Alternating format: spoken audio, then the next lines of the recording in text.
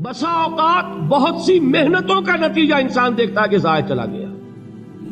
میں نے 10 سال محنت کی، حاصل کوئی نہیں نکلا. یہ ثمرات کیا ہیں؟ محنتوں کے ثمرات کا ضیاع. کوشش آپ نے کی، قسمت کی خوبی دیکھی ہے، ٹوٹی کہاں کمن، 2-4 ہاتھ جب کے لبے بام رہ گئے. Be prepared. ایک شاعر کے یہ اشعار ہیں، وہ کمیونسٹ تھا، میں نام بھی نہیں لیتا، لیکن یہ کہ یہ اسی انقلابی، چونکہ ان کا بھی ایک انقلابی نظریہ ہے، انقلابی عمل میں یہ سارے مراحل آتے ہیں. کوئی سیٹ بیک آیا، فرض کیجئے کوئی ناکامی ہو گئی، تو اپنے ساتھیوں کو دل بندھانے کے لیے یہ فصل امیدوں کی ہمدم اس بار بھی غارت جائے گی، سب محنت صبحوں شاموں کی اب کے بھی اکارت جائے گی. میرے نبی کے ثمرات کا جو لفظ یہاں آیا ہے، وَنَقْصٍ مِّنَ الْأَمْوَالِ وَالْأَنفُسِ وَالثَّمَرَاتِ، سب محنت صبحوں شاموں کی اب کے بھی اکارت جائے گی. دھرتی کے کونوں کھدروں میں پھر اپنے لہو کی کھاد بھرو، پھر مٹی سینچو اشکوں سے، پھر اگلی رت کی فکر کرو، پھر اگلی رت کی فکر کرو، جب پھر ایک بار اجڑنا ہے. ایک فصل پکی تو بھر پایا، تب تک تو یہی کچھ کرنا ہے. ایک مقصد ہے سامنے، انقلاب برپا کرنا ہے. ایک کوشش ناکام ہو جائے کوئی پرواہ نہیں، نیکسٹ. پھر تیار رہو ناکامی کے لیے. ایسا نہ ہو جو انگریزی میں کہتے ہیں hope for the best but be prepared for the worst. ایسا نہ ہو کہ دوسری مرتبہ ناکام ہو کے بددل ہو جاؤ، تمہاری ہمتیں جواب دے جائیں. نہیں، پہلے سے تیار رہو کہ دوسری مرتبہ بھی ناکامی آئے تو آئے، لیکن جب تک کہ کامیابی حاصل نہیں ہوتی ہمیں یہ کام کیے چلے جائیں. دیکھیے سیرت میں آیا کہ نہیں یہ واقعہ. بدر میں مسلمانوں کو فتح ہوئی تو احد میں زک پہنچی کہ نہیں؟ 70 صحابہ شہید ہوئے کہ نہیں؟ اگر ان کی ہمتیں جواب دے جاتی تو گاڑی کیسے چلتی آگے؟ تو فرمایا وَلَنَبْلُوَنَّكُمْ بِشَيْءٍ مِّنَ الْخَوْفِ وَالْجُوعِ وَنَقْصٍ مِّنَ الْأَمْوَالِ وَالْأَنفُسِ وَالثَّمَرَاتِ. ہم تمہیں لازم آزمائیں گے، خوف کی کیفیت سے، فقر و فاقے کی کیفیت سے، بھوک سے، جان کے نقصان سے، مال کے نقصان سے، محنتوں کے حاصل کے ضائع ہو جانے سے. وَبَشِّرِ الصَّابِرِينَ، اور اے نبی بشارت دیجئے صبر کرنے والوں کو. الَّذِينَ إِذَا أَصَابَتْهُمْ مُصِيبَةٌ، وہ کہ جب ان پر کوئی تکلیف آئے، کوئی مصیبت آئے، کوئی آزمائش آئے، قالوا انا للہ وانا الیہ راجعون، وہ یہ کہیں کہ ہم اللہ ہی کے ہیں، اللہ ہی کی طرف لوٹ جانا ہے. یہ وہی انداز ہے جو میں نے فارسی کا شعر سنایا تھا آپ کو کہ سرے تسلیم خم ہے جو مزاج یار میں آئے. وہ ہمارا مولا ہے، ہمارا آقا ہے. اگر اسے یہی منظور ہے تو ہمیں بھی یہی منظور ہے. میں نے تسلیم و رضا کی بات کی تھی نا، آپ کو کچھ شعر سنائے تھے. ایک شعر اور سنیے، اور یہ کس کا ہے؟ محمد علی جوہر کا.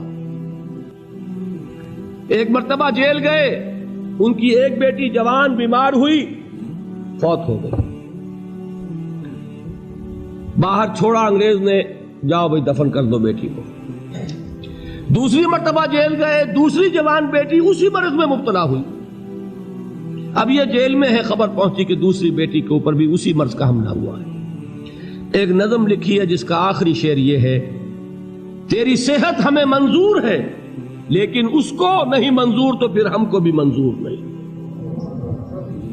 یہ ہے، جب تک یہ کیفیت نہ ہو اس میدان میں آدمی ثابت قدم نہیں رہ سکتا کہ میرے رب کو اگر یہ منظور ہے تو یہی مجھے منظور ہے، اور تیری صحت ہمیں چاہیے تو ضرور، لیکن ہمارے رب کو منظور نہیں تو ہمیں بھی منظور. راضی برضائے رب. وَبَشِّرِ الصَّابِرِينَ الَّذِينَ إِذَا أَصَابَتْهُمْ مُصِيبَةٌ قَالُوا إِنَّا لِلَّهِ وَإِنَّا إِلَيْهِ رَاجِعُونَ. نہ شود نصیب دشمن کے شود ہلاک تیغت، سرے دوستاں سلامت کے تو خنجر آزمائے. اولئک علیہم صلوات من ربہم ورحمہ، یہی ہے وہ لوگ جن پر ان کے رب کی طرف سے عنایتیں ہیں اور رحمتیں ہیں. وَأُولَٰئِكَ هُمُ الْمُهْتَدُونَ، اور یہی ہے وہ لوگ جو کامیاب ہونے والے ہیں، ہدایت پانے والے، ہدایت یافتہ. اسی سورہ بقرہ میں ذرا آگے چل کر، یہ تو ہے 20واں رکوع، 19واں رکوع. 21ویں رکوع کی پہلی آیت ہے لیس البر ان تولوا وجوہکم قبل المشرق والمغرب ولکن البر من آمن باللہ والیوم الآخر والملائکۃ والکتاب والنبیین وآتى المال على حبه ذوي القربى واليتامى والمساكين وابن السبيل والسائلين وفي الرقاب وأقام الصلاة وآتى الزكاة والموفون بعهدهم إذا عاهدوا والصابرين في البأساء والضراء وحين البأس. اب یہ آیت جو ہے سورۃ العصر میں جو مضامین آئے تھے سارے اس میں موجود ہیں. وہاں ایمان کا لفظ آیا، یہاں 5 ایمانیات کی تفصیل آ گئی، اعمال کی تفصیل آئی، اور آخری بات وہاں کیا ہے وَتَوَاصَوْا بِالصَّبْرِ، اور یہاں کیا ہے وَالصَّابِرِينَ فِي الْبَأْسَاءِ وَالضَّرَّاءِ وَحِينَ الْبَأْسِ.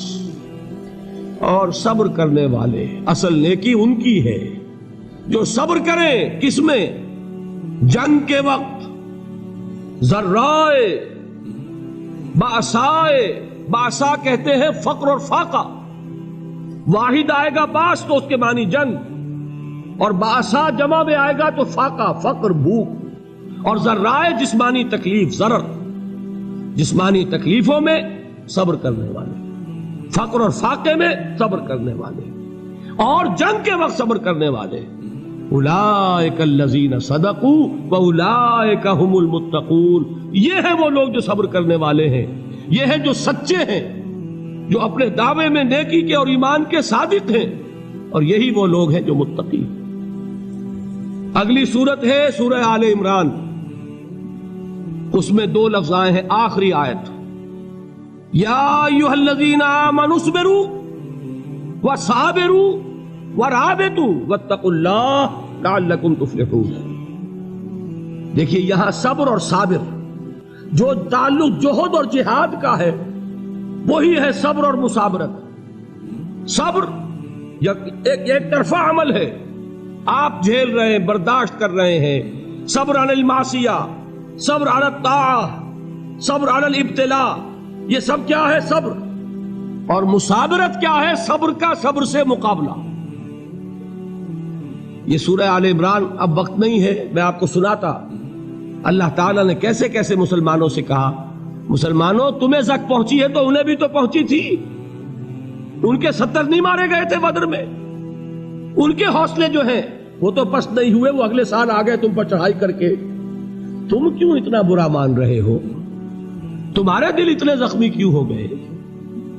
تمہیں تکلیف پہنچتی ہے تو انہیں بھی پہنچتی ہے. اپنی غیرت جو ہے ہمیں ذرا اس کا جائزہ لینا چاہیے. لوگ باطل نظریات کے لیے کتنی قربانیاں دے رہے ہیں، لوگ باطل چیزوں کے فروغ کے لیے کتنی محنتیں کر رہے ہیں. جیسا کہ میں نے ابھی کہا تھا، اسی غیرت کو چیلنج کرنے کے لیے، ذرا آپ کی حمیت دینی کو جوش دلانے کے لیے. قادیانی نوجوان کتنی تعداد میں اپنے آپ کو دین کے لیے وقف کرتا ہے، اور آپ کتنے نوجوان ہیں جو اپنے آپ کو دین کے لیے وقف کرتے ہیں، اور ہوں وہ کھاتے پیتے گھرانوں کے لوگ. یہ نہیں ہے کہ اگر کوئی اور کام نہیں کر سکتا تو پھر یہ ہے کہ وہ دین کے کام میں لگ جائے. باصلاحیت لوگ، کھاتے پیتے لوگ، ذہنی استعداد رکھنے والے لوگ، اونچے گھرانوں کے لوگ، وہ وقف کریں اپنے آپ کو دین کے لیے. اس کے بغیر کیسے باہر آ جائے گی، کیسے رونق آ جائے گی؟ تو دنیا میں باطل نظریات والے جو ہیں، یہ بات کہی گئی ہے، مسلمانوں تم اگر توحید کے لیے لڑ رہے ہو، دیکھتے نہیں ابو جہل کو، اس نے گردن کٹوائی ہے شرک کے لیے، شرک کے لیے گردن کٹوائے، اور تم توحید کے لیے گردن کٹوانے کو تیار نہ ہو. اس نے گردن کٹوائی کہ نہیں کٹوائی؟ اور کس طرح کٹوائی ہے؟ کیونکہ بڑا متکبر قسم کا، فرعون قسم کا شخص تھا. جب گردن کاٹنے لگے تو کہتا ہے ذرا نیچے سے کاٹنا، تاکہ جب تم نیزے کے اوپر چڑھاؤ میرے سر کو تو اونچا نظر آئے، معلوم ہو سردار کا سر. وہ بدبخت مرتے ہوئے بھی جو اس کی کیفیت تھی نا، اس کو ذہن میں رکھیے. تو یہ اس لوگوں نے قربانیاں دی، جانیں دی. تو فرمایا اگر تم ان سے زیادہ قربانی نہیں دو گے، یہ نوٹ کر لیجئے اس کو، مجرد اگر حق کو غالب کرنا اللہ کے ذمے ہو تو آنے واحد میں غالب کر دے گا، تمہیں تکلیف ہی دینے کی ضرورت نہیں. سمجھ رہے؟ کیا اللہ کے مقابلے میں کوئی باطل کی طاقت ٹھہر سکتی ہے؟ یہ تمہارے ایمان کا امتحان ہے، یہ تمہارے خلوص کی آزمائش ہے، یہ تمہارے امتحان کا ثبوت درکار ہے کہ اللہ تعالیٰ دیکھنا چاہتا ہے تم اس کے لیے اپنی جانیں قربان کرنے کو تیار ہو کہ نہیں، تم اس کے لیے تن من دھن لگانے کو تیار ہو کہ نہیں۔ اور یہ جان لو کہ اگر کفار اور مشرکین اور ملحدین اور باطل نظریات والے وہ جو کچھ قربانیاں اپنے باطل نظریات کے لیے دے رہے ہیں ان سے زیادہ اگر تم نہیں دو گے تو حق غالب نہیں ہوگا۔ انہوں نے جو صبر کیا ہے اپنے باطل نظریات پر، اگر تم اس سے زیادہ صبر کا ثبوت نہیں دو گے اپنے اس حق پر تو حق غالب نہیں ہوگا۔ اس لیے فرمایا یا ایھا الذین آمنوا اصبروا وصابروا، نہ صرف یہ کہ صبر کرو بلکہ صبر میں اپنے دشمنوں سے آگے نکلو، ان کے صبر سے بڑھ کر صبر کرو۔ وَرَابِطُوا، مرابطہ کہتے ہیں چوکس رہنا، ہوشیار، پہرا دو، ایسا نہ ہو کہ دشمن جو ہے غفلت میں تمہارے اوپر کوئی حملہ جو ہے کر بیٹھے۔ وَاتَّقُوا اللَّهَ، اور اللہ کا تقوی اختیار کرو، لعلکم تفلحون، تاکہ تم فلاح پاؤ۔